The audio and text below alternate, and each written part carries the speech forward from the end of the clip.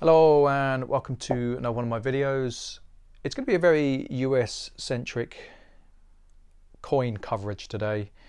A lot of what I bought in I've actually just bought for the reserve. It's not particularly for sale. Some of it is, but I will go through it. So as you can see in front of me, there's 8 silver dollars, there's 4 Morgans and 4 peace dollars.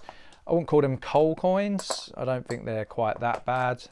They're not the best coins I've come across, but it doesn't really matter considering they're just going towards the rainy day stack.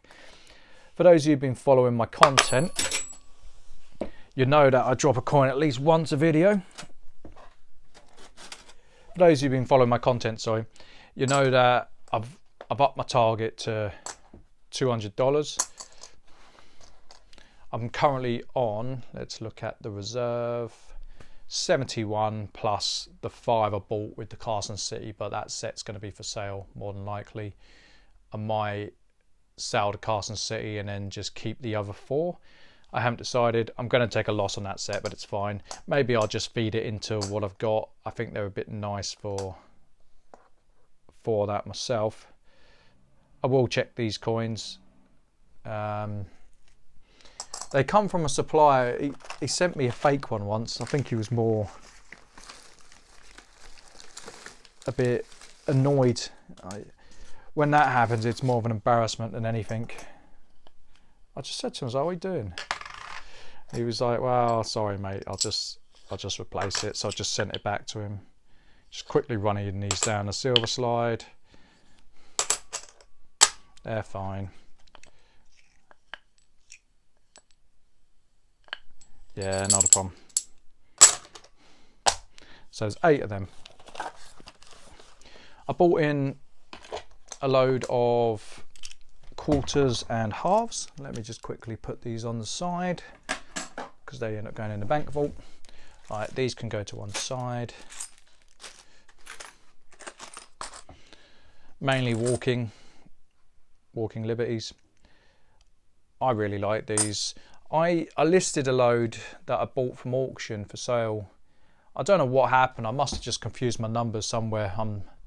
I do make more mistakes these days than I used to, but I try and put it right if I do make said mistakes. Now in terms of these, I put them up for 15 quid a coin. Some guy asked me about all of them and then he went, "I just can't pay that," and I was like, okay, I think that's how. I think I mixed up the price between that and the nicer ones I had, but these are not a £15 coin, so that's egg on my face. I certainly didn't come out of that conversation smelling like roses. It's one of those things. So yeah, these are currently not for sale. I'm going to try and maybe fill this pot. Now, if I take into account the halves I bought, the $4 I've got, and also the quarters I've bought,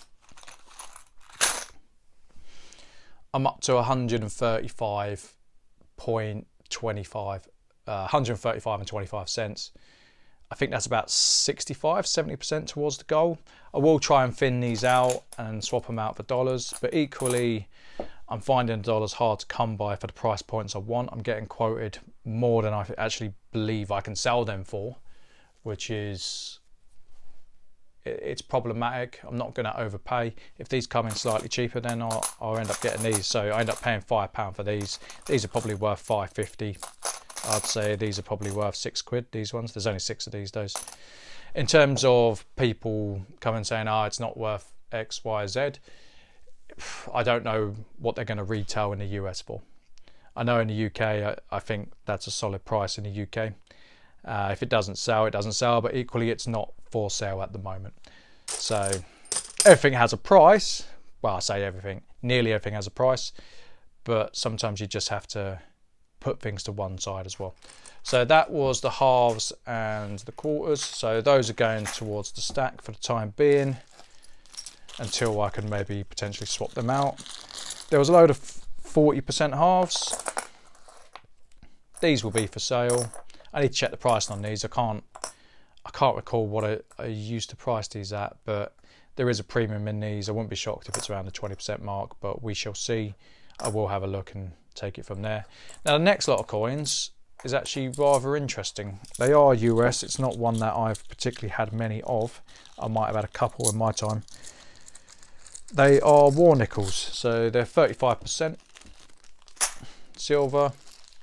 In terms of pricing, I'm going to have to look these up. I think these will do well myself. I think these will be more on the collector side of things than the bullion side of things. I love to hear from my US friends what they trade for in the US. These are not common in the UK. They're really not. I don't know if in the US they trade like a normal bullion coin, but over here there would be a collector's premium on it, or at least I'd assume there'd be a collector's premium. I will look at it. I'm not 100% sure, but I think they're probably worth a decent amount over spot in the UK. So yeah, let me know, anyone from the US. I'm more than happy to hear from you. I'll try and do a collaborative channel more than anything. And then there's loads. There's loads and loads of other world currency coins. I paid spot across the board for these. They're probably going to make, I reckon, 5 to 8%, which on silver is relatively low. You got your Scandinavian. This stuff's nice. It doesn't really talk to me. I think the king's a bit the design is not fantastic, but I lived in Linköping for some of my youth. Absolutely loved it. Fantastic place. Bit of a slum where I lived, but it was a fantastic place. So yep, there's that. You got your Germans. This will have a bit of a premium. I've sold this before. This stuff, these coins here are very popular. 0.917. I'm assuming this will be Indian. Not many coins were made in that purity. 640. So this will be your French, your Belgian. No, it won't. It will be your Austrian. There might be a bit of French in it. There might also be a bit of Dutch in there as well. 925. This will be British stuff. Sterling. Fantastic. There'll be a bit of Commonwealth bits in as well. Got your Portuguese here, so 650. It's really interesting how different countries had different standards. 720 will be your Dutch and their satellite countries, states. 750 is your Irish. Don't see much Irish. There might be a bit of premium in this over what I'd consider the normal premium.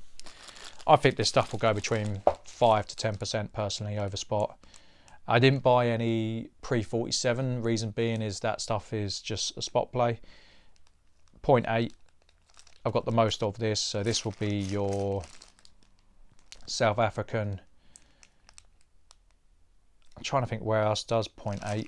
There is a few countries that do it. I think it's going to be majority South African myself though. Let's have a look. Oh, bit of Canadian, of course, yeah. And also there'd be a couple of Australian coins, the 1966 if memory serves. 0.835, this is going to be your French, Belgium, that's Spanish.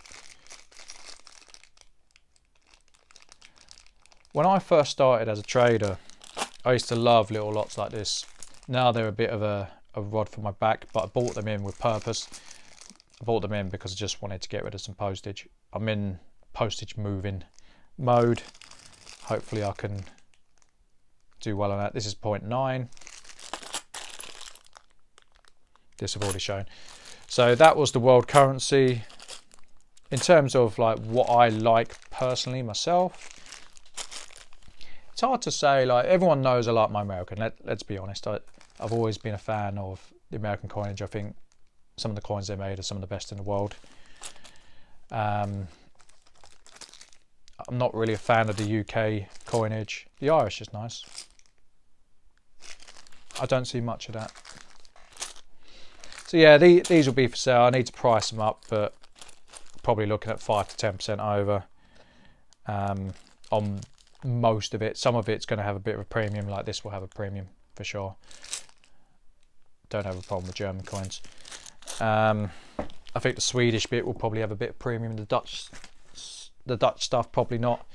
Last but not least, from this batch, I end up buying 8 of these. These are going up for $2.50 posted.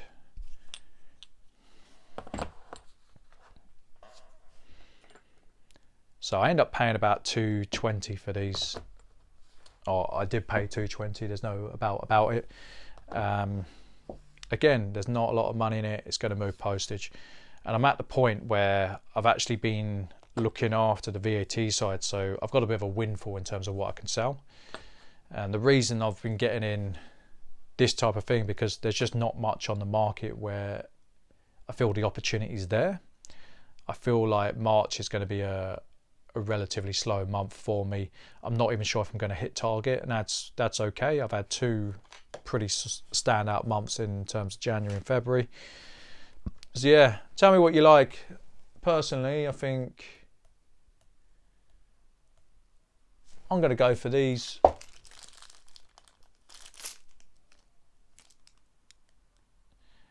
I think the